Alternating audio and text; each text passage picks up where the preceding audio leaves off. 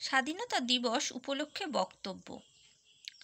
মাননীয় অধ্যক্ষ, সম্মানিত শিক্ষকবৃন্দ এবং আমার প্রিয় বন্ধুরা, আজ 15ই আগস্ট 2025 স্বাধীনতা দিবস উপলক্ষে আমাদের সমস্ত স্বাধীনতা সংগ্রামী এবং যারা দেশের সুরক্ষায় দিনরাত এক করে নিজেদেরকে উৎসর্গ করেন সেই সমস্ত বীরাঙ্গনাদের আমরা আজ প্রণাম জানাই এবং তারই সঙ্গে এই অনুষ্ঠানে উপস্থিত আপনাদের সকলকে এবং গোটা বিশ্বে ভারতকে ভালোবাসেন, গোটা বিশ্বে ভারতকে ভালোবাসেন, গণতন্ত্রকে ভালোবাসেন এমন সবাইকে অনেক অনেক শুভকামনা জানাচ্ছি। এটি একটি বিশেষ দিন, কারণ 1947 সালে ভারত বহু বছরের কঠোর সংগ্রাম এবং ত্যাগের পর ব্রিটিশ শাসন থেকে মুক্ত হয়েছিল। ভারতের স্বাধীনতার লড়াই সহজ ছিল না। মহাত্মা গান্ধী, জওহরলাল নেহরু, রানী লক্ষ্মীবাঈ, সুভাষচন্দ্র বসু এবং সর্দার বল্লভভাই প্যাটেলের মতো সাহসী নেতারা অহিংসা এবং শক্তিশালী আন্দোলনের মাধ্যমে দেশকে নেতৃত্ব দিয়েছিলেন। হাজার হাজার নারী পুরুষ তাদের জীবন উৎসর্গ করেছিলেন। জেল, অবিচার এবং কষ্টের মুখোমুখি হয়ে আসা ঐক্যের সাথে লড়াই করেছিলেন।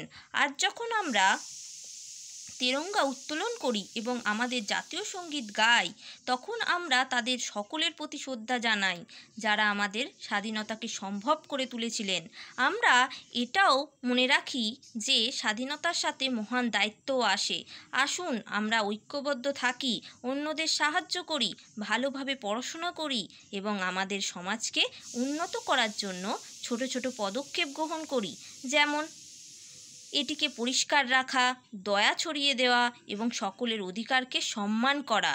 1947 সালে 15ই আগস্ট ভারত ব্রিটিশ রাজশক্তির শাসন কর্তৃক থেকে মুক্ত হয়ে স্বাধীনতা অর্জন করেছিলেন। সেই ঘটনাটিকে স্মরণীয় করে রাখার জন্য প্রতি বছর 15ই আগস্ট তারিখটি ভারতের স্বাধীনতা দিবস হিসাবে পালন করা হয়, যখন হিন্দু ও শিখ সংখ্যাগুরু অঞ্চলগুলি ভারতে ও মুসলমান সংখ্যাগুরু অঞ্চলগুলি নবগঠিত রাষ্ট্র পাকিস্তানে যুক্ত হয়। পাঞ্জাব ও বাংলাদেশ দ্বিখণ্ডিত হয়। সেই সময় দেশ ভাঙনের কষ্ট নিয়ে 1947 সালে 14ই আগস্ট নতুন পাকিস্তান অধিরাজ্য জন্ম নেয় এবং মধ্যরাতেই অর্থাৎ 1947 সালে 15ই আগস্ট সূচিত হলে জওহরলাল নেহরু তার বিখ্যাত নিয়তির সংক্ষেপ অভিভাষণটি প্রদানের মাধ্যমে ভারতের স্বাধীনতা ঘোষণা করেন। আমাদের দেশ তার সমৃদ্ধ সংস্কৃতি, বৈচিত্র্যের মধ্যে ঐক্য এবং সকল ধর্মের প্রতি শ্রদ্ধার জন্য পরিচিত। আরও উন্নত ভবিষ্যৎ গড়ার জন্য আমাদের এই মূল্যবোধগুলোকে রক্ষা করতে হবে।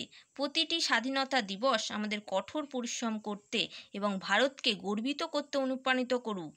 এই আনন্দের দিনে আসুন আমরা আমাদের স্বাধীনতা সংগ্রামীদের ঐক্যবদ্ধ ও শক্তিশালী ভারতের স্বপ্নকে জীবন্ত রাখি।